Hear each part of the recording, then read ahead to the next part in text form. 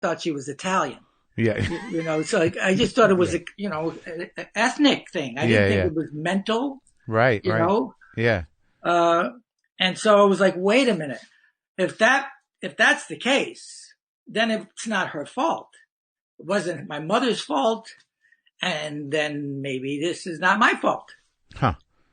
That's interesting. So it was through the work on that film that was sort of the portal into you forgiving your mother and yourself and sort of reframing your entire life in a kind of a more empathetic through a more empathetic lens. Yeah, it became the thing where I asked for help. It was like something, I'm hurting, it hurts. I was sucking down 20 Vicodin a day and I couldn't understand why I was so depressed. And I was, I'd look out my window and I'm in my dream house. I'm making money. I just won an Emmy Award. All of the things that I thought were going to, make this feeling go away. Right. And I was like, and I had this, like, I want to die. Why do I want to die? It was like fascinating. Why you got everything you want and now you want to kill yourself? What's up? What's wrong with you? Yeah. And now, so what'd you start to do? You went to therapy or you worked it through? Well, I had to, I had a history, heart disease in my family before I found out my father was my father. So it turns out the good news is I don't have heart disease. Good news, you don't have heart disease. The bad news is you're going to live till you're 80. Yeah. So I went there and the doc said, how you doing? EKG's okay. How you feeling? I said, I feel like I'm like underwater. I feel like I'm walking through quicksand. And yeah. And he said, oh yeah, well, wrong department. Here's these 3 or 4 guys you call. Wrong department. So I found a guy, a doctor, and that started the journey. And so as I started, I didn't know I had a drug problem. I didn't know I was alcoholic. I didn't know I was crazy. I didn't know any of those things. Yeah. I just knew that I don't have energy. I got to get my energy back. Right, that was it. Doesn't everybody want to kill themselves? I meing, I thought anybody who's smart wants to kill themselves, right? So, and the thing that the doctor, one day the doctor, I'm talking and he goes, he's nodding his head. Dr. Kelly, his name was, and he was half Jewish and half Irish, and he had the map of Ireland on his face, but he talked like this, that Jewish New Jersey thing. Uh-huh. And he said, you're not going to like hearing this, but your first waking conscious thought in the morning is, fuck, I'm still here. Yeah. And I started sobbing. I just, and for the next 6 months, that's all I did.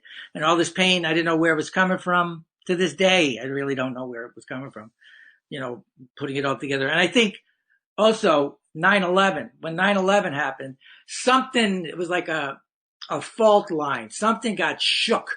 Yeah. And all of that emotional dust, and unresolved traumatic events that happened in the course of my lifetime all came crashing at me. And that's when I started doing the drugs in a serious way. They got hold of me. And at that point, I was about like the country western song, about to lose everything. Yeah.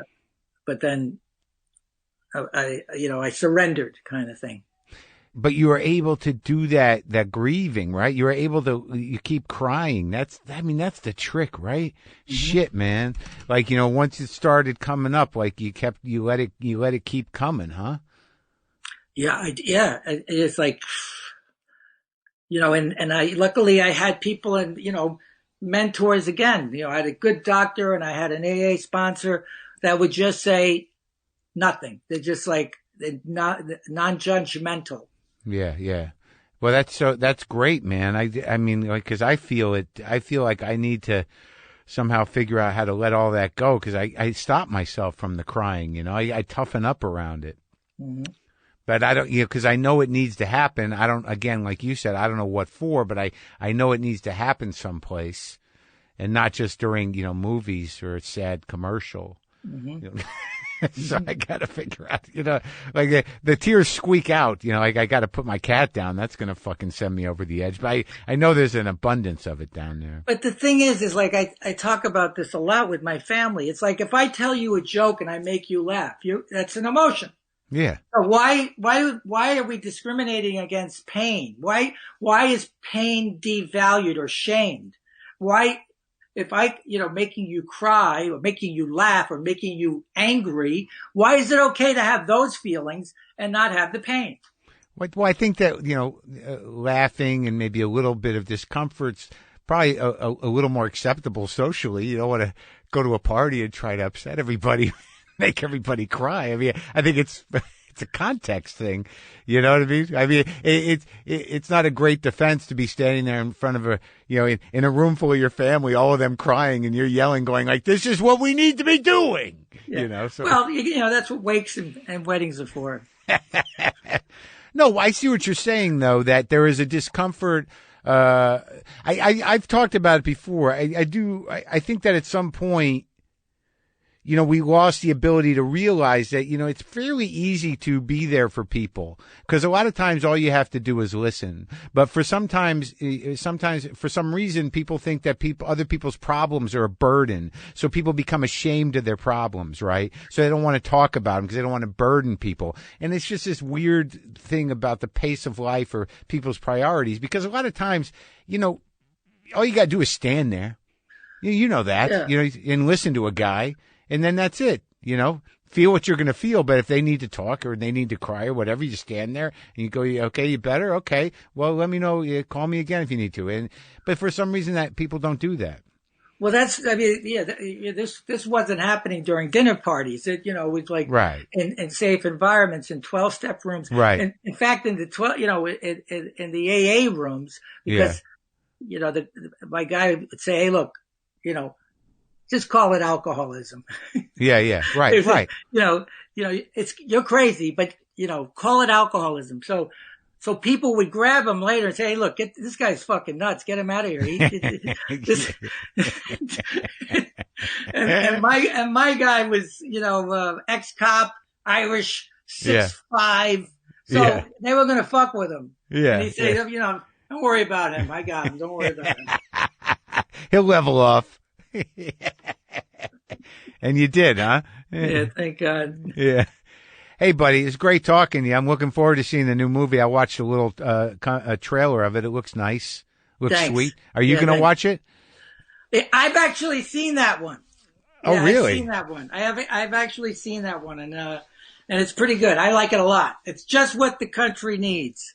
It's about life and love and not about making money. Where this guy was making a lot of money, and he realized, he's got a daughter that hates him and a wife that doesn't love him anymore, and he didn't even know it. So it's great. It's fun, and there's a lot of great actors in it. Did you feel like those were themes that you could understand? Oh yeah, I told the director. I said, look, they hired me right quick. I said, look, this is going to be a documentary. I don't have time to put together a character. Does it take time for you to put together characters? Well, sometimes when they're really complicated, but this guy is in a lot of ways closest to who I really am. And how do you do that? How do you put what determines how do you go about putting together a complicated character? Well, you investigate.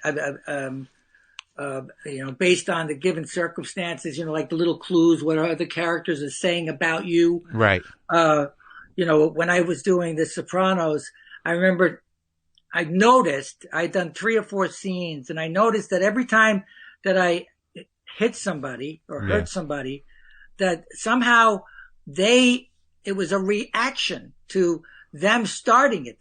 They all came at me first. Right. And I said to David Chase, I said, hey, David, I noticed this about the guy. What do you think? And he said, sounds, whatever. Yeah, run with it.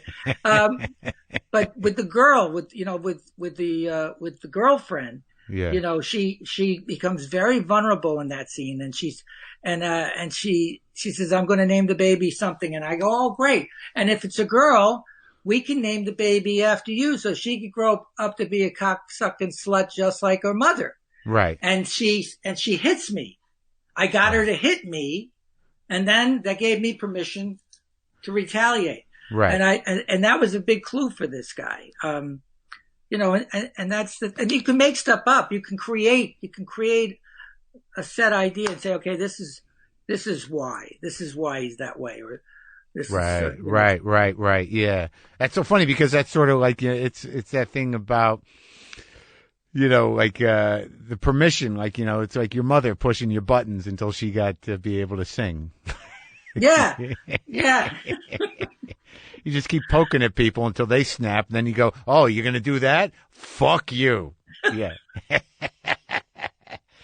I tell you, I feel better. I think we got a lot accomplished. I feel like, I got a meeting in. That's good.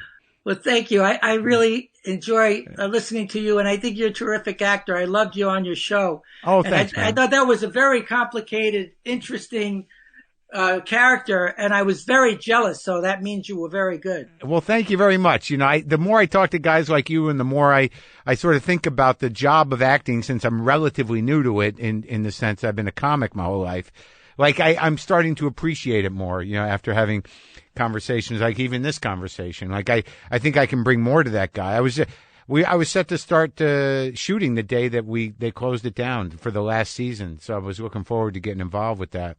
But thank you for saying that, and thank you for some of the acting tips. Thank you.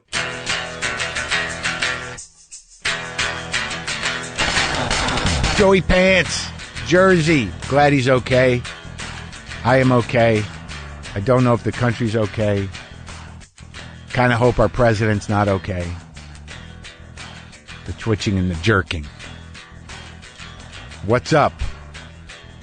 I guess I shouldn't wish ill on anybody, but god damn it, something's got to give. So Joey Pants' movie From the Vine will be on VOD next month, and don't forget, Ben & Jerry's 3 new non-dairy frozen desserts are a new twist on vegan euphoria. The Ben & Jerry's flavor gurus have taken a big leap this time, people. Their 3 new non-dairy flavors are made with sunflower butter, and they're the perfect sweet treat for vegans, vegetarians, and everyone in between. Check out the Ben & Jerry's sunflower butter lineup and the whole non-dairy family at benjerry.com. That's BenJerry.com. Okay? Sad guitar still. Still sad guitar.